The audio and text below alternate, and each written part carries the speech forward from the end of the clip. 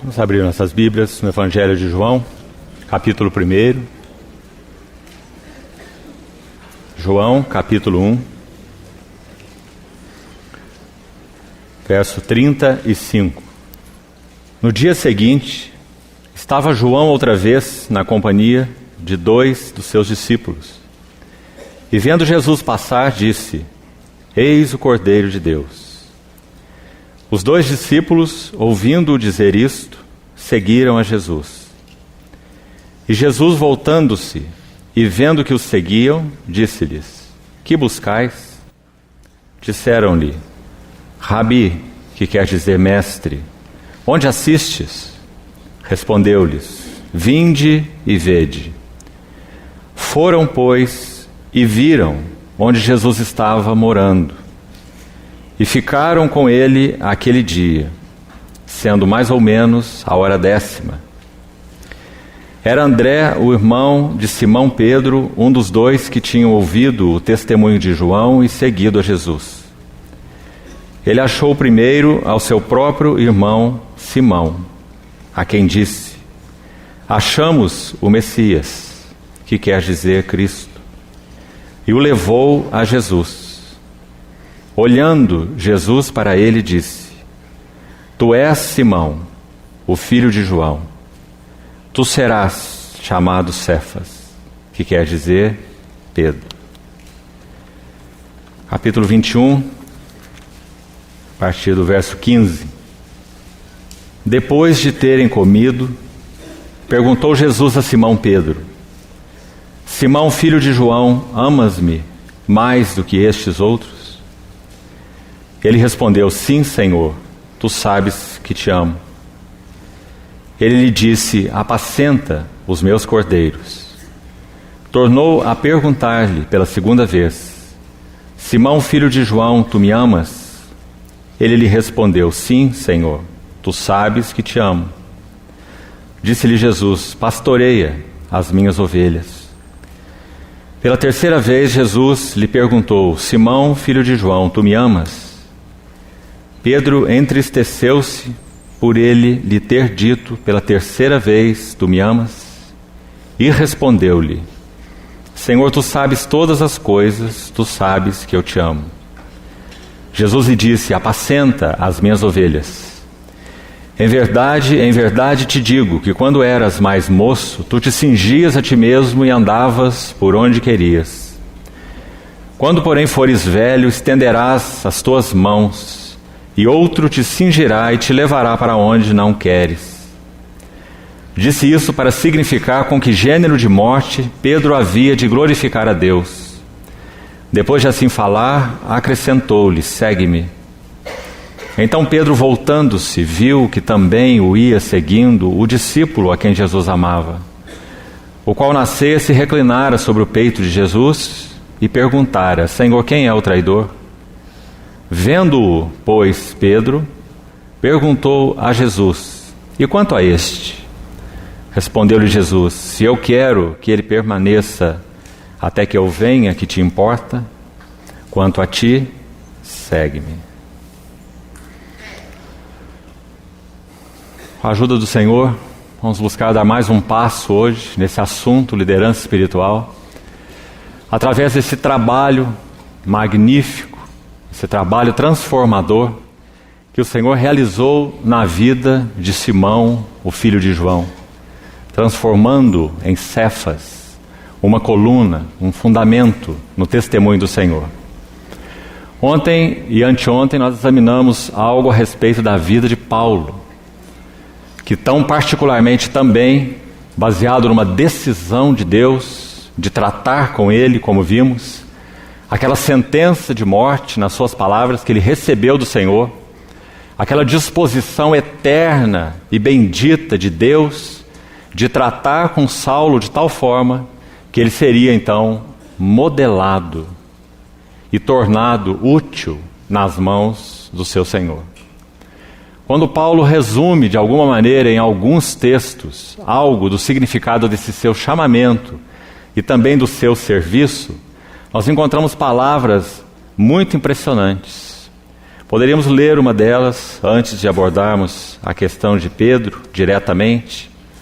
Abra, por favor, a sua Bíblia na primeira epístola de Paulo a Timóteo, verso 12. Ele diz assim: sou grato para com aquele que me fortaleceu, a Cristo Jesus nosso Senhor, que me considerou fiel, designando-me para o ministério. A mim que noutro tempo era blasfemo, a ideia aqui é difamador, perseguidor ou molestador. Paulo se lembra bem quando ele recebeu aquelas cartas de autorização dos principais sacerdotes em Jerusalém para ir a Damasco. E ele dá seu testemunho diante de uma multidão em Jerusalém, registrado em Atos 22. Dá um novo testemunho diante do rei Agripa, registrado em Atos 26, onde ele se lembra muito bem que aquelas cartas iriam autorizá-lo a manietar cristãos e levá-los para serem encarcerados em Jerusalém. Ele diz: eu persegui este caminho até a morte. E quando os votos eram dados a respeito dos cristãos viverem ou morrerem, eu dava o meu voto a favor da sua morte. Muitas vezes, ele diz, eu concordei com os seus açoites.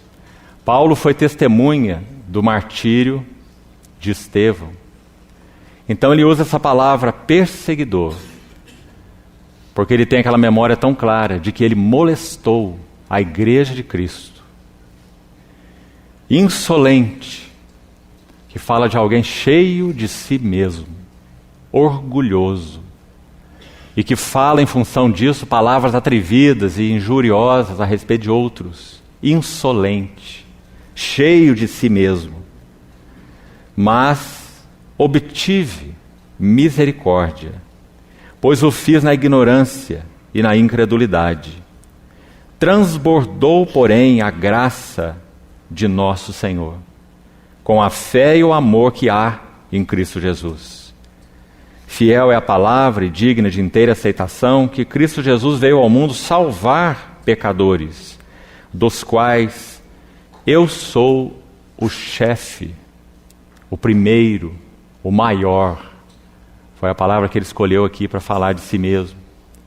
Paulo, moldado pelas mãos do Senhor, passou um processo de crescimento espiritual, no qual, quando, na segunda fase de sua vida, ele escreve aos Coríntios, ele se designa o menor dos apóstolos, que nem mesmo era digno de ser chamado um apóstolo, pois perseguiu a igreja de Deus. Já no estágio mais avançado, escrevendo aos Efésios, já na última fase da sua vida de serviço ao Senhor, ele se intitula aquele que é menor no meio de todos os santos. E na última etapa, da última fase da vida de Paulo, ele escreve 3 epístolas, as chamadas pastorais, 2 a Timóteo e 1 a Tito. E aqui nós vemos, ele se designa o chefe dos pecadores, o maior dos pecadores. Graça sobre graça. Quando nós somos transformados de glória em glória na imagem de nosso Senhor, nós conhecemos a abundância da graça, que tomou seres como nós, para passo a passo, nas mãos do Senhor, sermos modelados. Talvez, irmãos, o apóstolo Pedro tenha sido mais disciplinado pelo Senhor do que qualquer outro dos apóstolos. Por outro lado, nós somos tão agradecidos ao Senhor, tanto pela disciplina que Ele aplicou a Pedro, quanto pelo que Ele confiou a Pedro, e pela forma como o Senhor moldou a Pedro. Essas duas coisas andam sempre juntas, e nenhum de nós pode nos esquivar desse assunto de liderança espiritual.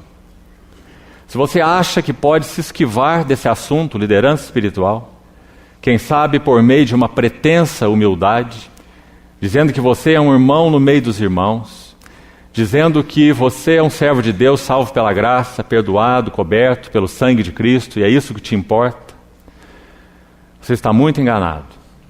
Se você pensa assim, não se case, porque cada marido recebeu o encargo de Deus de exercer liderança espiritual. Se você pensa assim, não tenha filhos, porque cada pai, cada mãe recebeu o encargo do Senhor de exercer liderança espiritual sobre seus filhos. E ainda se você pensa assim, nem mesmo seja um irmão ou irmã no meio dos irmãos e irmãs.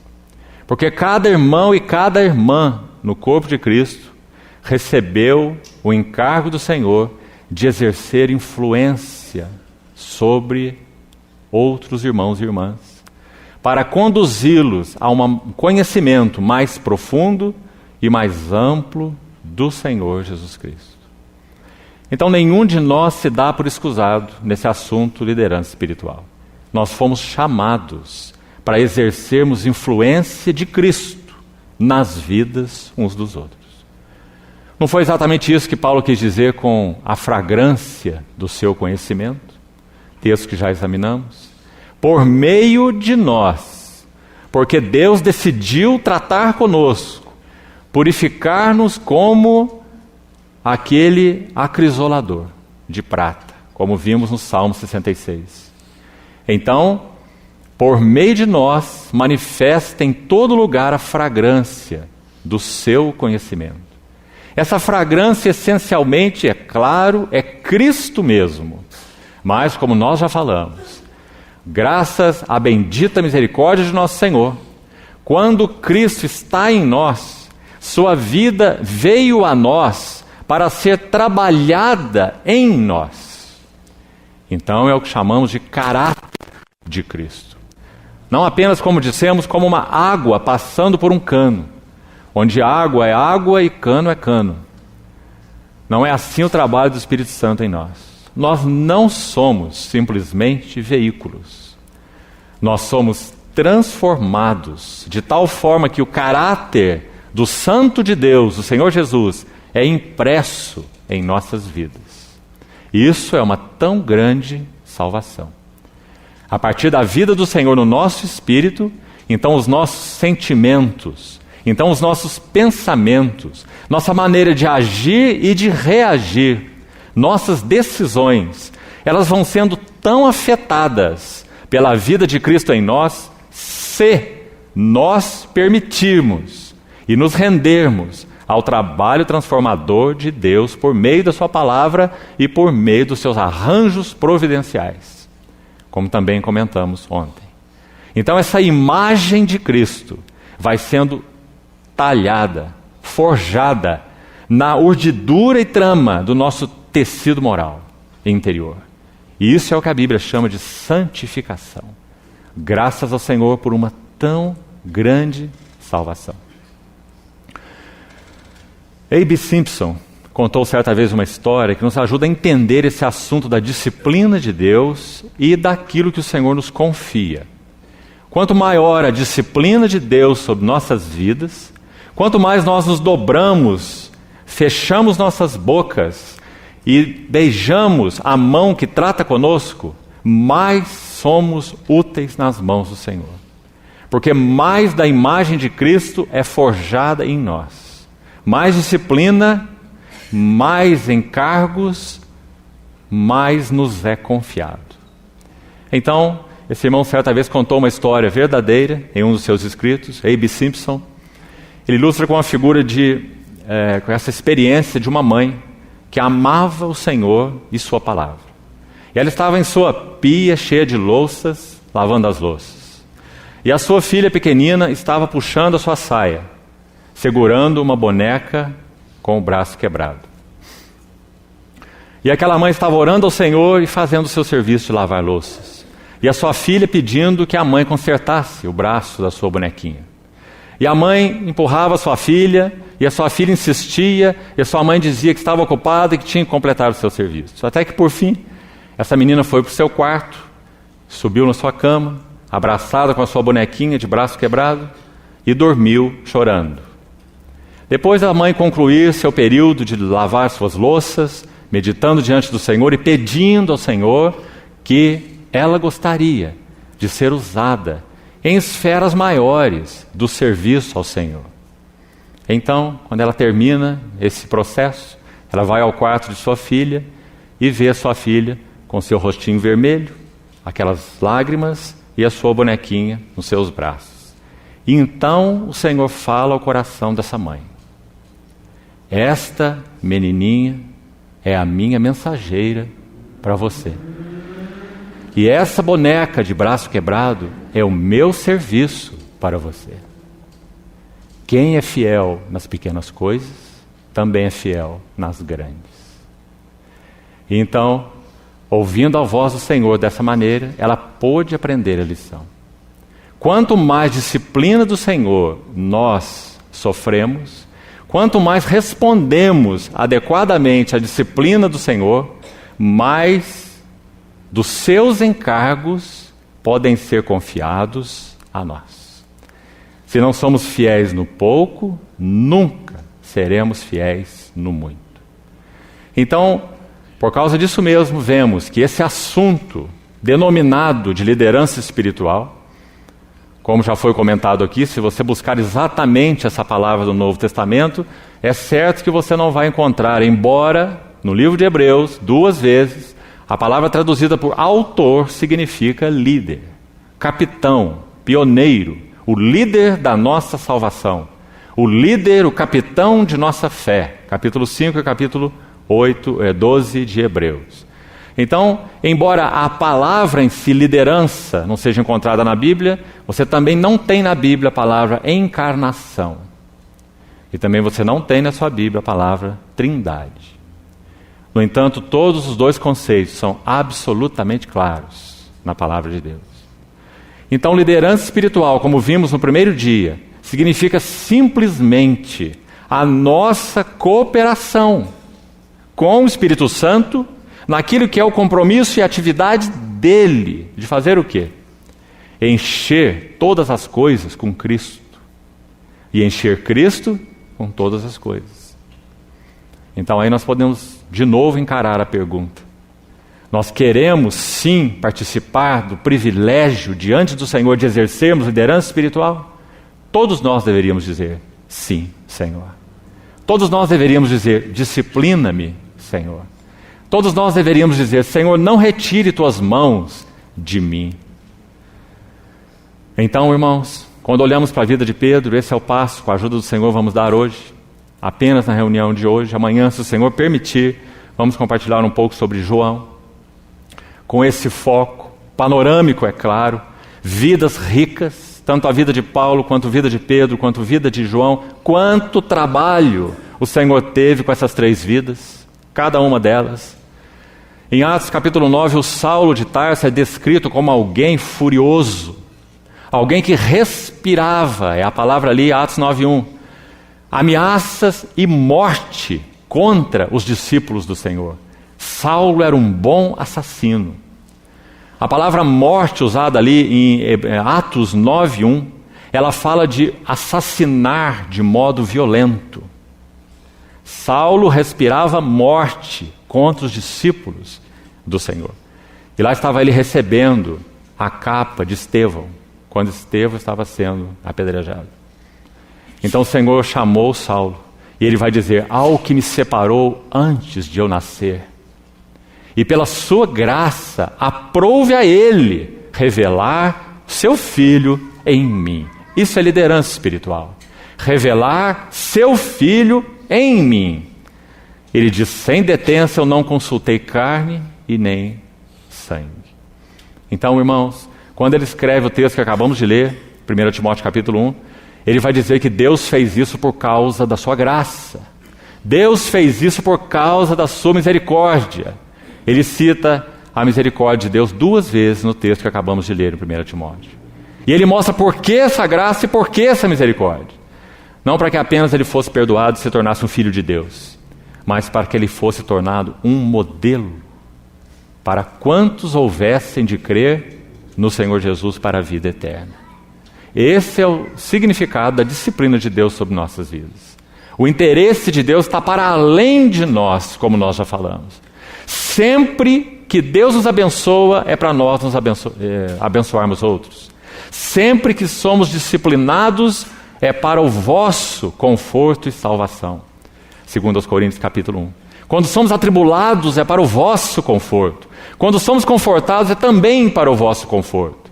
Por isso ele vai dizer aos Coríntios, tudo é vosso, tudo é para vós, voz de Cristo, Cristo de Deus. Seja Paulo, seja Apolo, seja a vida, seja Cefa, seja a morte, sejam coisas presentes, sejam coisas futuras, tudo é vosso, voz de Cristo, Cristo de Deus. Então que o Senhor nos ajude a compreender o que significa liderança espiritual, para que não tenhamos falsos conceitos ou falsas escusas. Então, vamos à vida de Pedro. E se pudermos chegar até lá, nós vamos dar 10 passos, mesmo que rapidamente. Então prepare sua Bíblia, para você folheá-la bem rápido, e nós vamos tentar fazer isso de maneira cronológica.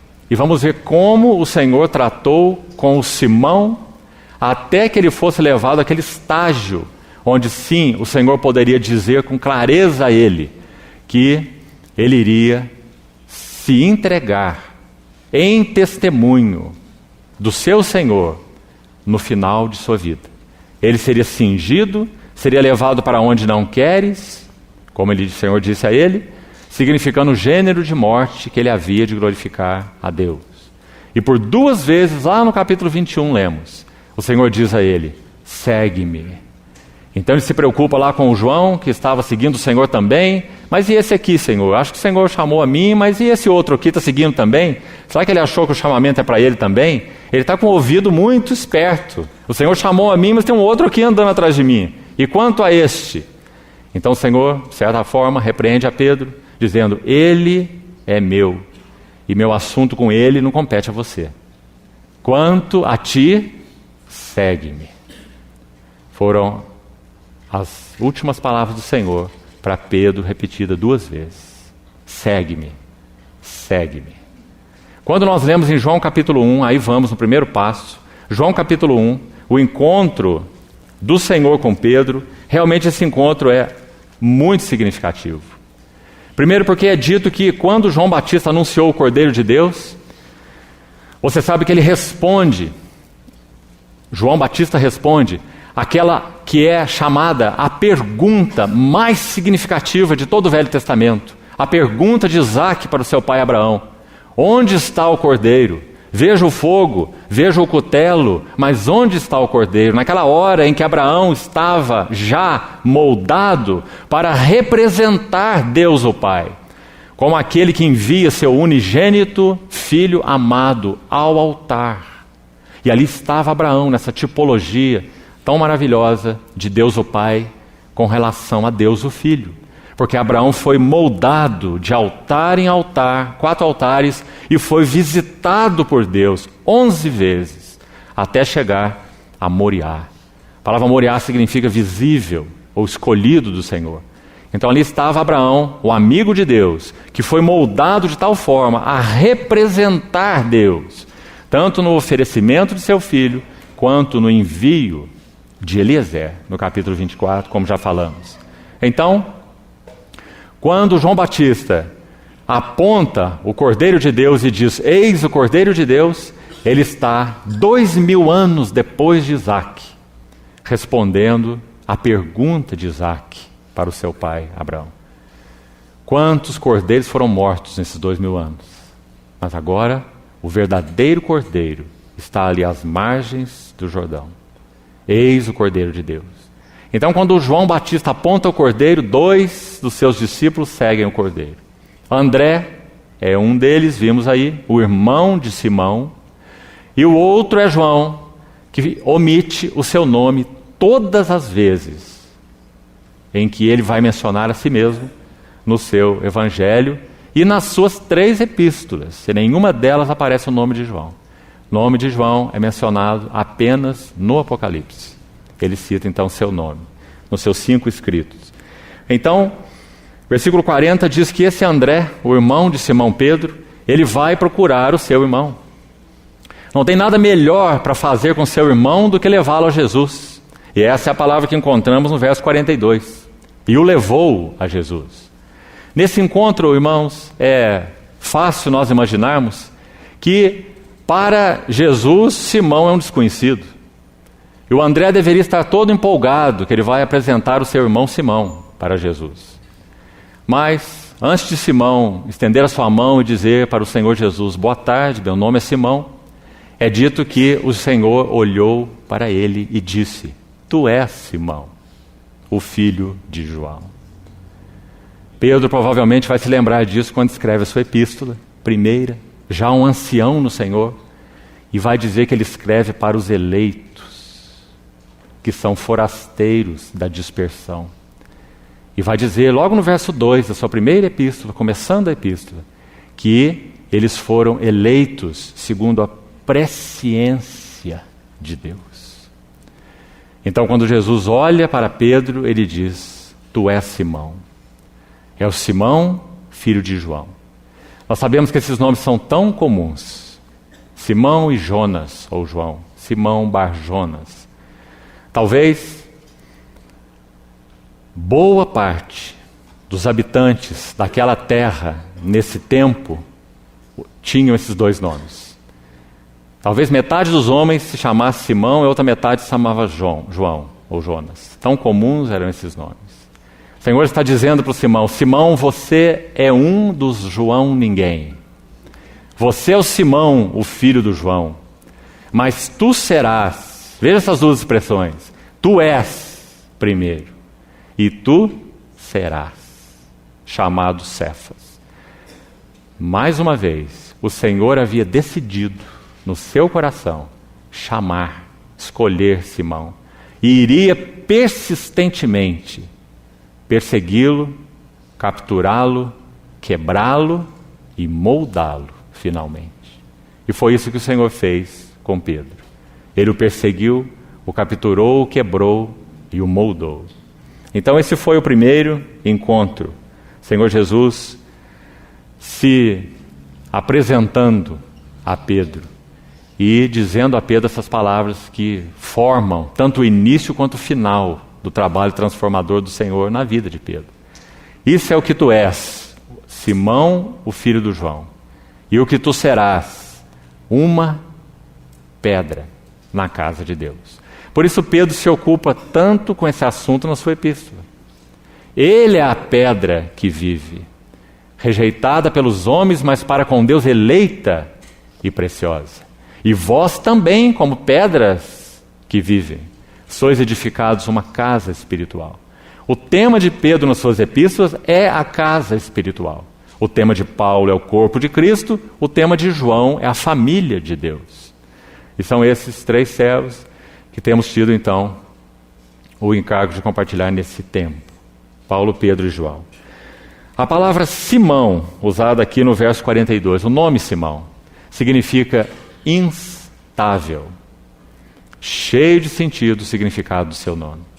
O Senhor iria tomar aquela areia movediça chamada Simão, tão emocional, tão instável, e iria transformá-lo numa pedra, compondo os fundamentos da casa de Deus. Paulo vai dizer em Efésios 2 que a casa de Deus é edificada sobre o fundamento dos apóstolos e profetas. Que privilégio o Simão teve de ter sido assim chamado e separado. Mas, irmãos, é claro que o discipulado de Pedro é um paradigma, é uma figura do discipulado de todos nós. O que o Senhor fez com Pedro é o que Ele quer fazer conosco. Vós mesmos, como pedras que vivem, sois edificados. Então, segundo passo, Lucas capítulo 5. Em Lucas capítulo 5, é um texto bem conhecido dos irmãos, certamente. Nós vemos que alguns meses depois desse primeiro encontro do Senhor com Pedro, ou Simão, é que ele é chamado para um discipulado integral. Usemos essa expressão.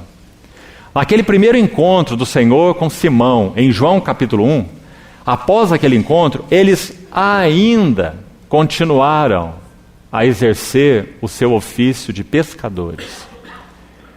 Após esse segundo encontro em Lucas capítulo 5, então Simão e outros deixam a rede, deixam o barco, deixam seu pai e passam a seguir o Senhor.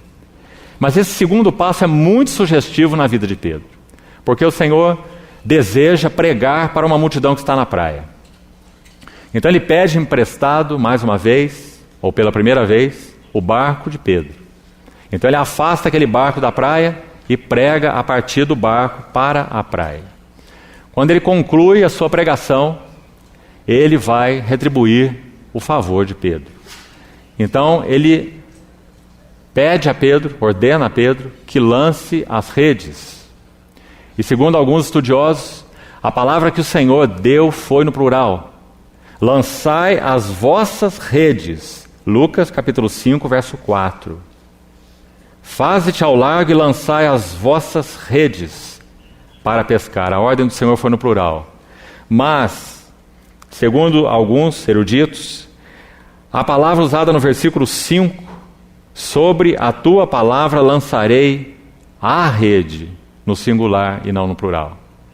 Pedro, como se dissesse, nosso Senhor é muito bom, esse homem, esse rabi, esse mestre, esse que me chamou, esse que agora usou o meu barco e pregou para essas multidões, ele é muito bom em pregar, mas ele não entende nada de peixes. Nós já pescamos a noite toda e nada apanhamos. E ele pediu que as redes fossem lançadas, e Pedro lança uma única rede, como que dizendo, aqui não tem nada mesmo, nós já sabemos. E essa rede se encheu de peixe, e o barco ia a pique, e outros companheiros vieram para ajudá-los, está aí no texto. E então, quando essa confusão termina, nós temos aquele relato maravilhoso dos últimos versículos desse contexto, versos 8 a 11. Quando Pedro então se aproxima do Senhor, depois de ver o que aconteceu, ter exercido toda a sua atividade, com toda a sua perícia, nada tendo apanhado, o Senhor tendo enchido a rede deles de peixe, a ponto dos barcos quase sossobrarem. Então Pedro vai diante do Senhor, se dobra diante dele e diz algo maravilhoso. E creio que nós precisamos fazer aqui uma leitura subliminar. Às vezes na Bíblia você tem que fazer uma leitura subliminar. Você tem que ver o que está por trás das palavras. E este aqui é um caso. Quando Pedro se dobra diante do Senhor e diz assim, Senhor, retira-te de mim, porque eu sou um pecador. Por um lado, irmãos, as palavras são essas. Pedro quis dizer o que ele disse. Senhor, retira-te de mim, que eu sou um pecador. Mas parece que o que está por trás dessas palavras é Pedro como que dizendo, Senhor, mas antes de ir embora, deixa aqui o teu endereço, porque eu vou correr atrás do Senhor. Pedro, de alguma forma, estava conquistado pelo Senhor. Ele já tinha ouvido do Senhor, tu és o Simão, tu serás Cefas. Quando ele diz, retira-te de mim, ele reconhece que o Senhor é outro, diferente dele. Um servo de Deus no passado usou uma palavra interessante no inglês. Não existe como traduzir em português. Otherness. Se fôssemos usar uma palavra em português, seria outralidade. Não existe essa palavra. Se referindo a Cristo. Cristo é um outro com O maiúsculo. Ele não é igual a nós. Ele em tudo se fez semelhante a nós. Ele assumiu natureza humana, mas ele é santo. Ele não é igual a nós, pecadores. Então, quando Pedro viu quem era esse Senhor, ele diz, retira-te de mim, porque tu és outro. Eu sou um pecador. Mas como dissemos, ali estava esse peixe chamado Simão, fisgado pelo Senhor. Quanto mais ele se debatesse, e foi o que ele fez, até o capítulo 21, quanto mais Pedro se debatia, mais ele se embaraçava na rede do Senhor. É assim com o peixe, não é? Se o peixe tivesse inteligência, a hora que ele colocasse a sua cabeça na malha da rede, era só lhe dar uma ré. E então ele não teria nenhum problema com a rede.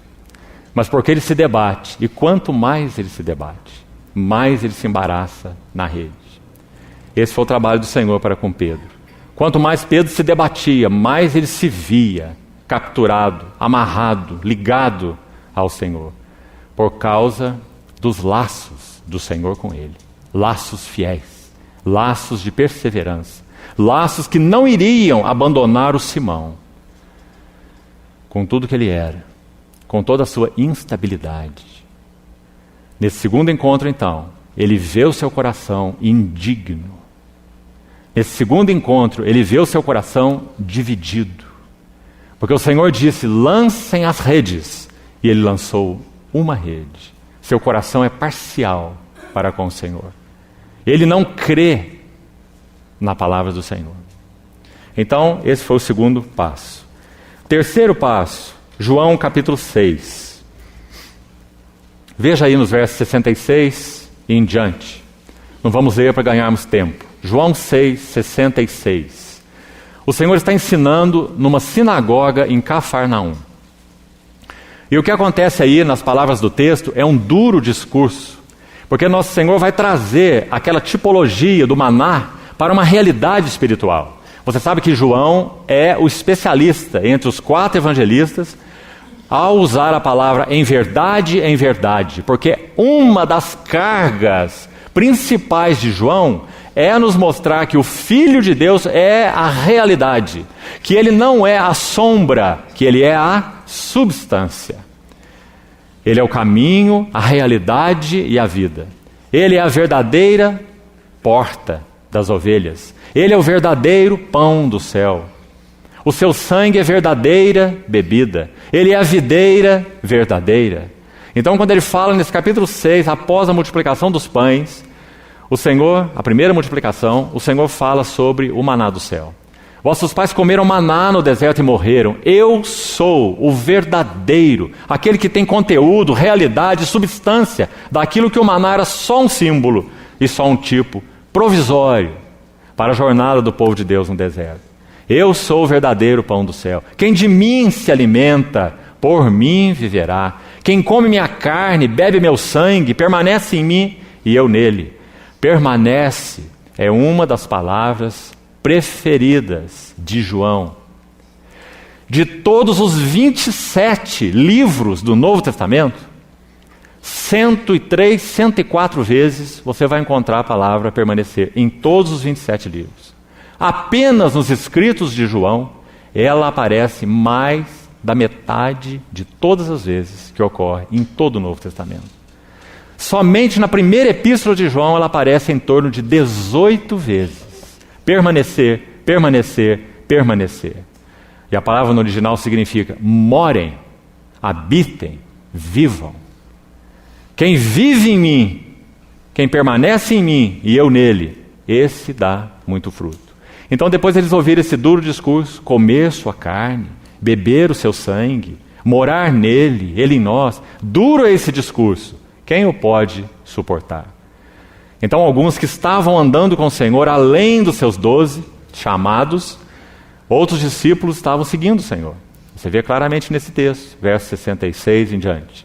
Então é dito que muitos dos seus discípulos o abandonaram a partir desse discurso da realidade espiritual. E então o Senhor se volta para os seus 12 e diz, e quanto a vós, vós também quereis vos retirar? E aqui nós temos mais um passo na história do Senhor com Pedro. É ele quem se manifesta mais uma vez. E ele vai dizer, Senhor, para quem nós iremos? Só tu tens as palavras da vida eterna. Na verdade, esse termo, só tu tens as palavras da vida eterna, é basicamente uma repetição do que ele ouviu do Senhor no verso 63. Confira aí, nesse capítulo mesmo. Nosso Senhor vai dizer, as minhas palavras são espírito e são vida. Então Pedro basicamente confirma e repete isso que ele ouviu do Senhor. Como que dizendo, sim, Senhor, para quem vamos nós se as tuas palavras são espírito e são vida? Só o Senhor tem palavras que realmente capturam nossos corações. Nós já estamos amarrados com o Senhor. Nós não temos mais outro destino. Para quem nós iremos? Tu tens as palavras da vida eterna. Irmão, que etapa importante. Porque quanto mais a partir daqui, do coração instável de Pedro, será manifestado. Quanto mais da sua ignorância será manifestada. Quanto mais da sua temeridade, até mesmo de seu coração dividido e como. Quanto de sua autoconfiança ainda será manifestada a partir daqui. Mas escute essas palavras. que são ainda do início da sua história de discipulado a Cristo. Só tu tens essas palavras que já nos amarraram. Não temos outro. Nós temos crido. Crer significa unir-se. De alguma maneira nós já estamos ligados a Ti, Senhor. Temos crido e temos conhecido que Tu és o Santo de Deus. Então, mais uma etapa importante nesse discipulado a Cristo. Vamos para um quarto passo. Mateus capítulo 16. De novo, um texto tão conhecido de todos nós.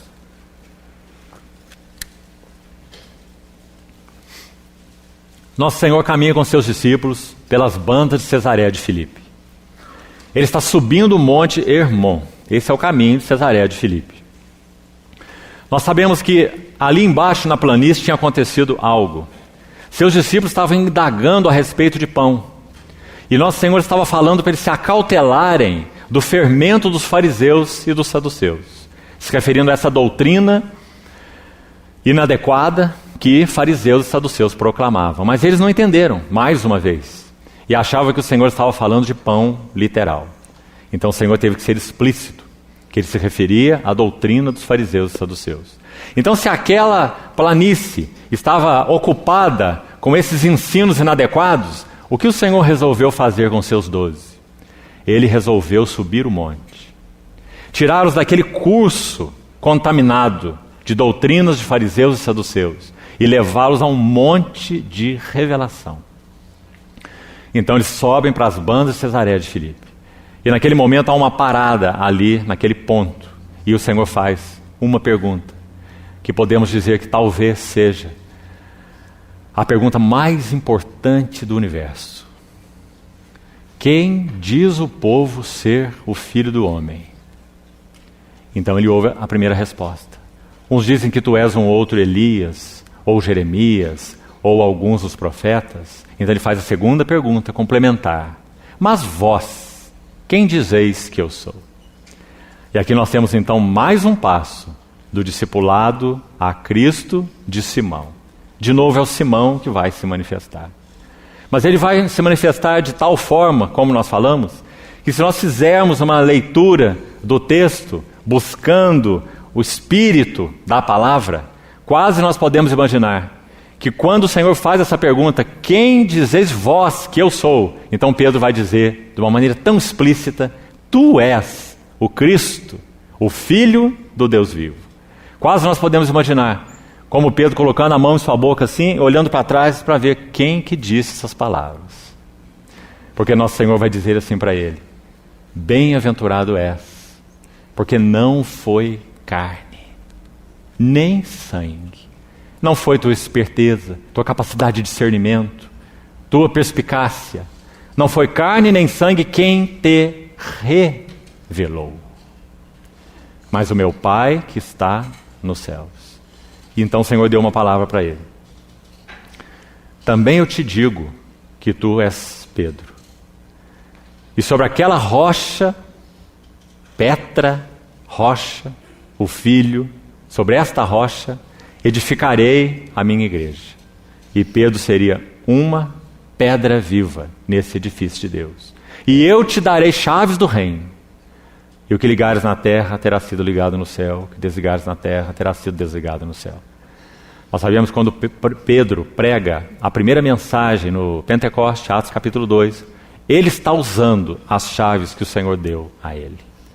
Quando aquelas 3.000 almas foram compungidas ao ouvir o Cristo que Pedro agora lá conhecia, aqui ainda não, mas lá sim, aqui ele teve uma revelação, mas ele não havia sido ainda moldado. Então, quando no Pentecostes ele prega aquela mensagem, 3.000 almas têm seu coração perfurado. E compungiu-se-lhes o coração. A palavra fala de algo entrando e perfurando. Compungiu-se-lhes o coração e eles disseram, que faremos? Então Pedro usou as chaves que o Senhor já lhe havia dado. Eu te darei as chaves do reino dos céus. Quais são essas chaves? Arrependei-vos, e cada um de vós seja batizado em nome de Jesus para a remissão dos vossos pecados, e recebereis o dom do Espírito Santo. Então, esse foi mais um passo no discipulado de Pedro, Mateus 16. Mas ainda temos algo aqui nesse capítulo. Depois dessa revelação tão grandiosa, o que você lê a partir do verso 21? Olha aí com atenção. Pedro mais uma vez vai se manifestar. Imediatamente depois dessa manifestação que refletiu uma revelação tão grandiosa de Deus, ele vai manifestar mais uma vez o que ele é em si mesmo. Ele não foi ainda mudado. Ele ainda é tão natural. Então, a partir do verso 21, Pedro, talvez um pouco mais velho em idade do que o nosso Senhor, ele vai tomar uma atitude de instrutor, como os mais velhos fazem com os mais novos. É dito que ele chamou o Senhor à parte, porque o Senhor começou a falar sobre ir para a cruz, e aí foi a primeira vez. Ser escarnecido, cuspido, entregue aos principais sacerdotes, ser morto. Então, Pedro não gostou dessa ideia, porque se o seu mestre ia para lá, para onde que eles iriam, sendo seus servos? Então, Pedro chamou o Senhor à parte e disse: Mestre, tem compaixão de ti. E aí, de novo, se você ler as palavras por trás dessas, Pedro está dizendo: Senhor, tem compaixão de mim. Se o teu caminho é a cruz, qual é o meu caminho? Se eu sou o teu discípulo. Se tu és o Cristo, o Santo de Deus. Então ele chamou o Senhor à parte e foi dar um conselho mais sábio para o Senhor. Senhor, esse não é o melhor caminho. Tu és um mestre. Como nós precisamos desse mestre? Tu és o Redentor de Israel. Toda a esperança de Israel se baseia em ti. Tu és o nosso libertador. Como o Senhor pode estar agora com a mente tão atrapalhada, falando sobre cruz, morte, açoites? Então, nosso Senhor diz assim a Simão: afasta-te de mim, Satanás. Tu és para mim um escândalon, é a palavra na língua original, que significa uma pedra para que eu tropece. Uma pedra de tropeço. Por que Simão era uma pedra de tropeço para o Senhor? Por quê? Ele explicou. Porque tua mente não pensa de acordo com a mente de Deus. Tu não cogitas das coisas de Deus, mas sim das coisas dos homens. Ah, irmãos, é por isso que Paulo vai escrever em 1 Coríntios 2. Nem olhos viram, nem ouvidos ouviram, nem jamais penetrou no coração humano o que Deus tem preparado para aqueles que o amam. Mas Deus nos revelou pelo Espírito.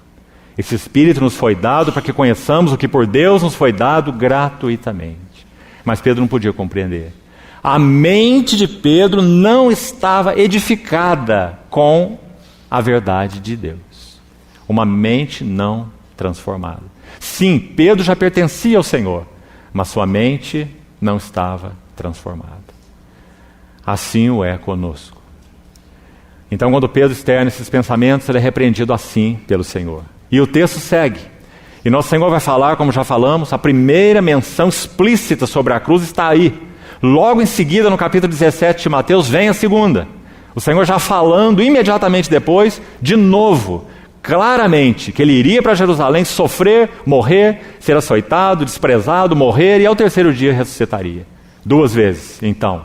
E depois, praticamente na última semana do seu ministério, ele vai falar a última vez, claramente, sobre a cruz. E como nós citamos ontem, Lucas 18, por exemplo, registra este tempo. E lá vai dizer que os discípulos não entendiam nada a respeito dessas coisas. Porque o sentido dessas palavras lhes era encoberto. Ah, irmãos, só o Espírito Santo pode nos revelar o que significa o caminho da cruz. Sem cruz, sem glória. Sem cruz, sem trono. Sem cruz, sem coroa. Sem cruz, sem utilidade. Só o Espírito Santo pode abrir os nossos olhos. Então, mais um passo se cumpre aqui. Na sequência do texto, vamos dar mais um passo.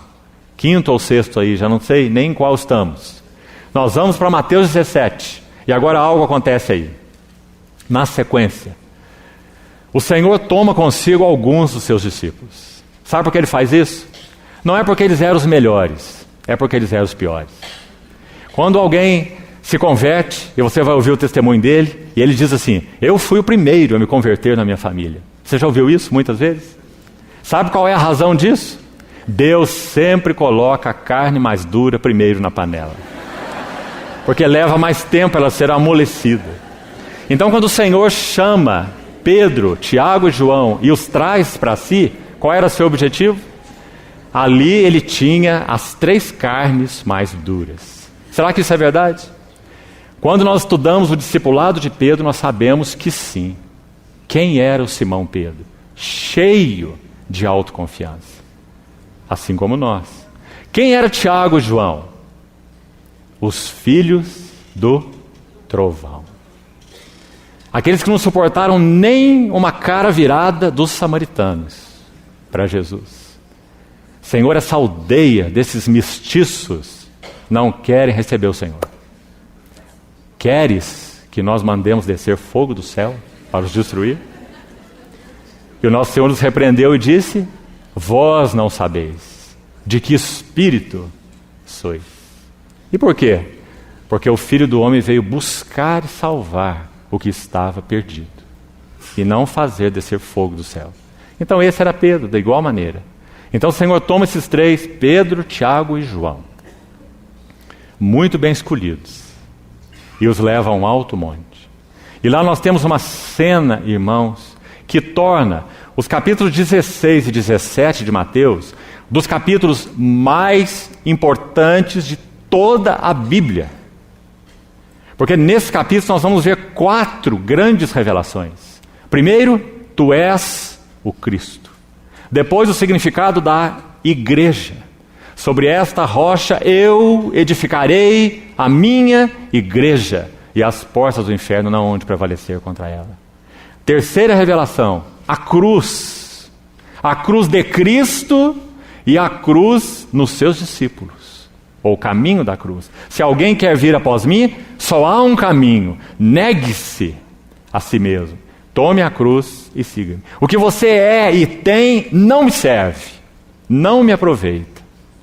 Negue-se a si mesmo, tome a cruz e siga-me, para que Cristo seja formado em nós.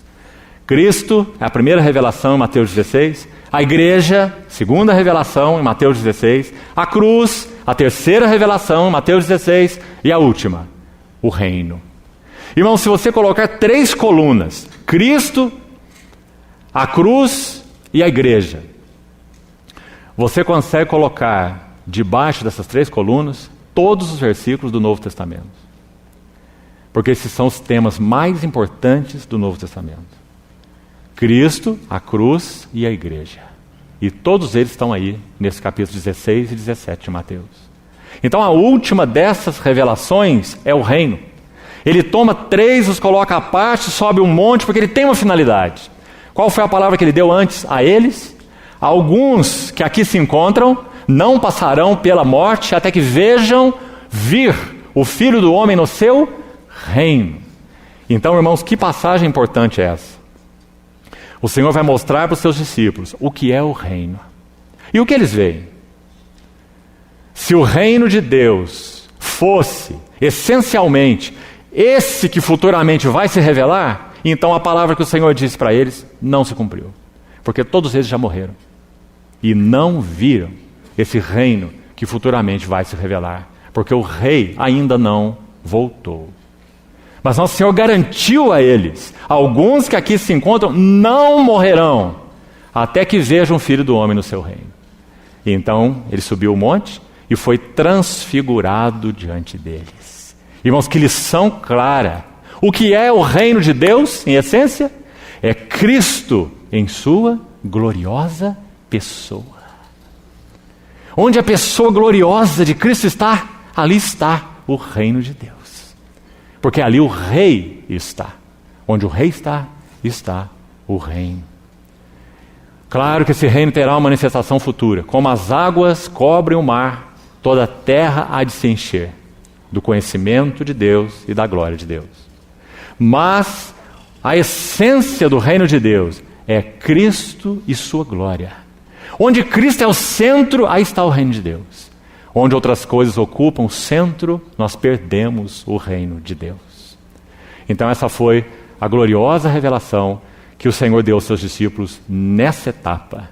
Mais uma vez, então, nós a estamos citando, porque aí está o Pedro, mais uma vez, com as suas cooperações.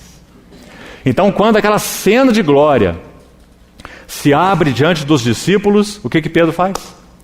A festa dos tabernáculos estava se aproximando. E o coração de Pedro deve estar a ponto de ter um infarto. Porque ele está pensando, nunca poderíamos ter uma festa dos tabernáculos mais preciosa do que essa. Nós estamos vendo ali Moisés, estamos vendo aqui Elias, estamos vendo ali o Filho de Deus. Vamos fazer 3 tendas, 3 tabernáculos.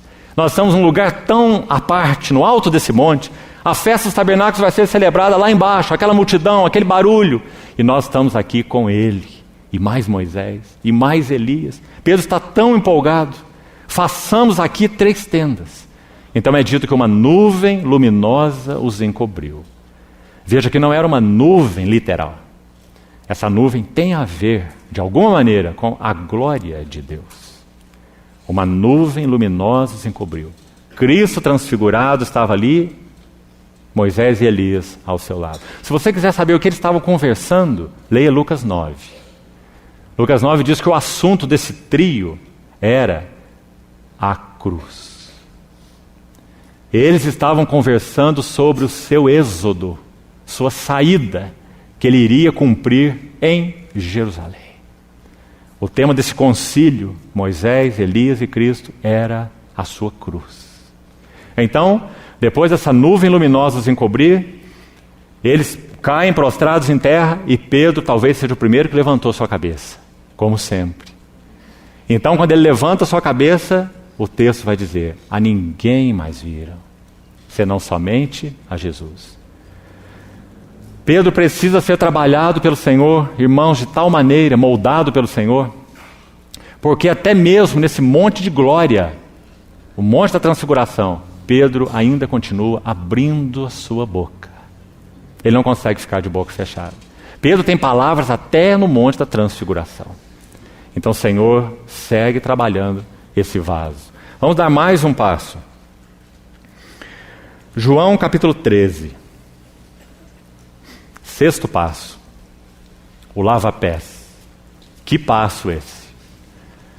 Ora, chegando a festa da Páscoa, sabendo Jesus que era chegada a sua hora de partir deste mundo para o Pai, tendo amado os seus que estavam no mundo, amou-os até ao fim.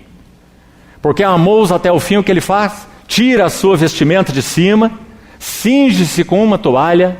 Guarde essa expressão aí, cinge-se com uma toalha. Você vai ver que a memória de Pedro se lembra desse fato. Então o Senhor se cinge com essa toalha, coloca água em uma bacia e começa a lavar os pés dos seus discípulos. Por que ele faz isso? Porque ele sabia a quem ele pertencia. O Senhor Jesus tinha a sua identidade espiritual muito clara. Ele sabia que viera de Deus e que voltava para Deus. Veja, irmão, a importância disso. Sabia a quem ele pertencia e sabia qual era a sua missão. Por isso ele pôde lavar os pés dos seus discípulos. Então começou a lavar-lhes. E de novo aí está o Simão Pedro. Porque ele sabe, ele já confessou que Cristo é o Santo de Deus. É o Cristo, o Filho do Deus vivo, o Mestre. Mas agora ele vê aquela atitude tão servil, tão baixa, tomando aquela toalha, aquela bacia e saindo a lavar os pés dos seus discípulos. Parece que cada pé que o Senhor lava, o coração de Pedro vai palpitando de uma forma cada vez mais rápida. E quando chega nos seus pés, ele já não pode suportar. Ele diz, Senhor, nunca, nunca me lavarás os pés. Então o Senhor, nesse processo tão maravilhoso de moldar esse vaso, ele vai dizer palavras de extremo significado. Nessa etapa, o Senhor vai falar algo com Pedro sobre ministério. Ele vai falar algo com Pedro sobre cooperação com o Senhor. Então ele vai dizer, Pedro, se eu não te lavar, não tens parte. Observe, ele não diz parte em mim, ele diz parte comigo. Porque sim, Pedro já pertencia ao Senhor. Tanto é que quando, mais uma vez, em toda a sua temeridade, ele vai dizer: ó Senhor, se é para ter parte contigo, se é para ser um participante dos teus encargos, de tua vida santa, de teus serviços, de teu ministério, então os pés são poucos. Eu quero que o Senhor me lave as mãos e a cabeça e o corpo inteiro. E o que o Senhor vai dizer para ele? Quem já se banhou não necessita de lavar, senão somente os pés. Quanto ao mais, ele está todo limpo. Vós já estáis limpos, mas não todos, porque se referia a Judas com esse não todos. A lição não é clara, irmãos? O Senhor está dizendo que aqueles que já pertencem a Ele, que tiveram o privilégio de ser chamados para cooperar com Ele, precisam aprender a lição de diariamente, momento a momento, estenderem espiritualmente os seus pés para serem lavados pelo fiel sumo sacerdote que vive para interceder por nós e que pode salvar totalmente os que por ele se chegam a Deus. Então aqui o Senhor está ministrando algo a respeito do significado da cooperação com Ele. Lavados com a lavagem de água pela palavra. Podemos dizer que o que está envolvido aqui não são pecados e nem perdão de pecados, mas o que está envolvido aqui é a poeira do mundo que embaça, ofusca a face do Senhor da nossa face. Precisamos ser constantemente lavados, porque nós não somos do mundo, mas nós estamos no mundo. Então é claro que esse é um segredo da nossa vida espiritual para avançar com o nosso Senhor. Lavados pela lavagem de água pela palavra. Então essa é a lição de cooperação, a lição de serviço. Mais um passo. Em Marcos capítulo 14, aqui nós vamos ter 3 passos de uma vez só, nosso tempo já está concluindo. Abra por favor em Marcos 14, versículos 27 a 31.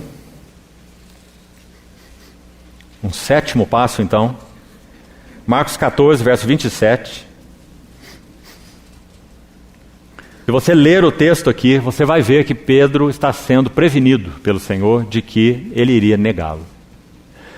Nós sabemos, os estudiosos vão nos ajudar a entender, que quem está definitivamente por trás do evangelho de João Marcos é Pedro, por causa das informações precisas e técnicas, muitas delas, que são dadas para o evangelista Marcos.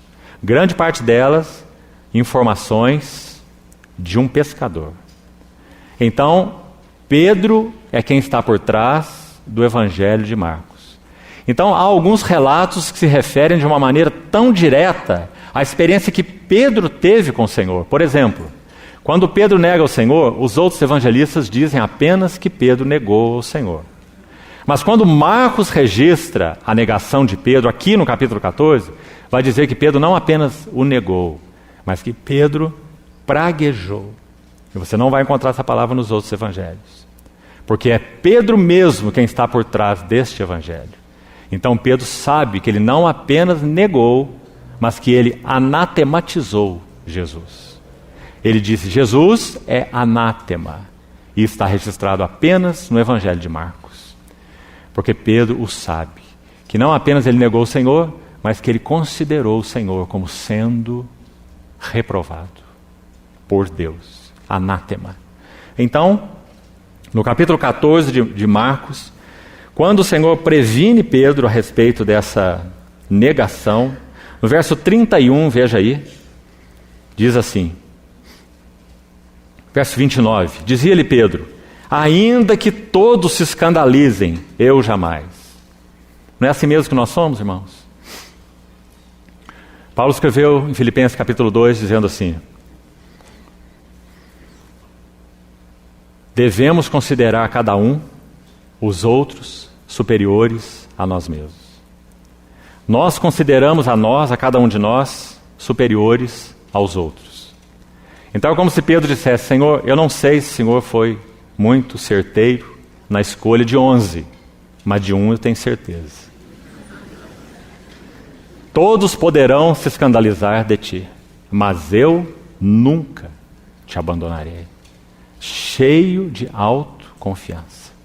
Então, Marcos, e não os outros evangelistas, veja aí de novo, Marcos, por causa da mão de Pedro, por trás desse evangelho, ele vai registrar assim, verso 31 de Marcos 14, mas ele insistia com mais veemência. Porque nosso Senhor falou no verso 30, em verdade eu te digo, como que dizendo, ouça minha palavra, Pedro, ainda esta noite, antes que 2 vezes cante o galo, tu me negarás 3 vezes. Mas ele insistia com mais veemência, ainda que me seja necessário morrer contigo, de modo nenhum eu te negarei. E aí, os Maria vai com as outras, disseram a mesma coisa. Assim disseram todos. Então esse é mais um passo do trabalho do Senhor na sua relação com Pedro. Ele está expondo para Pedro o tamanho de sua autoconfiança. Ontem nós não tivemos tempo de examinar, dentre tantas marcas, na segunda epístola aos Coríntios, aquelas evidências de liderança espiritual em Paulo. Há uma lá no capítulo 3 de 2 Coríntios, que examinávamos ontem, onde Paulo diz assim, escute bem, não que nós, por nós mesmos, sejamos capazes de pensar alguma coisa como se partisse de nós. Mas a nossa suficiência vem de Deus, que nos equipou para sermos servos de uma nova aliança. Ah, agora ele sabe bem, Saulo de Tarso. Pedro aqui não sabia nada dessas coisas. Ele só olha para si mesmo e diz, nunca, de modo nenhum, ainda que a morte esteja à frente. Mas então, no verso ainda, nesse capítulo, verso 37, o Senhor vai orar no Getsêmani. Quando ele volta, verso 37 desse mesmo capítulo, ele os acha dormindo e disse a Pedro, mais um passo da relação do Senhor com Pedro, Simão, tu dormes? Não pudeste vigiar nem 1 hora? Aquele que disse que iria com o Senhor até a morte, que nada iria dissuadi-lo, ele não pôde suportar uma vigília de 1 hora. O Senhor buscou companheiros na sua hora de profunda angústia. Sua alma se angustiava profundamente. E ele não encontrou nenhum companheiro nessa sua hora. E ele disse, Simão, tu dormes? Nem 1 hora pudeste vigiar? E então chegamos no verso 72 desse capítulo. E aqui estamos no 9º passo. Pedro, verso 71, usa a palavra praguejar. Ele proferiu um anátema para o Senhor, dizendo, não conheço esse homem. E no verso 72, é dito na parte final, que ele caiu em si e desatou a chorar. E então, o último passo, nós lemos o capítulo 21 de João, o 10º passo, o Senhor vai restaurar Pedro. E não temos tempo para falar desse quadro, talvez amanhã falemos um pouco dele. Um precioso quadro. O Senhor vai chamar Pedro de novo à cooperação, apesar de quem ele era. Então ele vai restaurar Pedro não apenas no que concerne a sua vida, mas em particular no que concerne ao seu serviço ao Senhor. Por quê? Porque agora ele chegou ao fim de si mesmo. Mateus registra que quando o Senhor olha para Pedro, Pedro saiu e chorava amargamente. O Senhor continue, irmãos, falando ao nosso coração, e que essa sentença de morte, essa decisão graciosa de Deus de tratar conosco, seja recebida plenamente pelos nossos corações. Dizendo a Ele, Senhor, não tire tua mão de nós. Trata-nos apesar de nós. Muda-nos de vasilha em vasilha. Dá-nos o privilégio de sermos teus representantes. Na esfera doméstica, conjugal, na esfera da igreja, na esfera do mundo. Graças ao Senhor por sua infinita misericórdia para conosco. Vamos orar. Te louvamos, Senhor, por tua perseverança.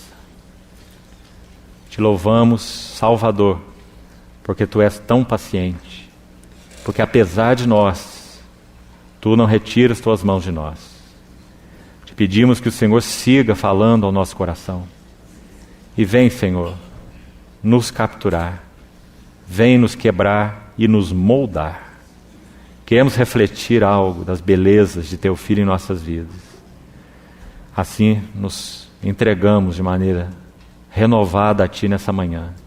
Continua nos falando ao coração. Em nome de Jesus, oramos. Amém.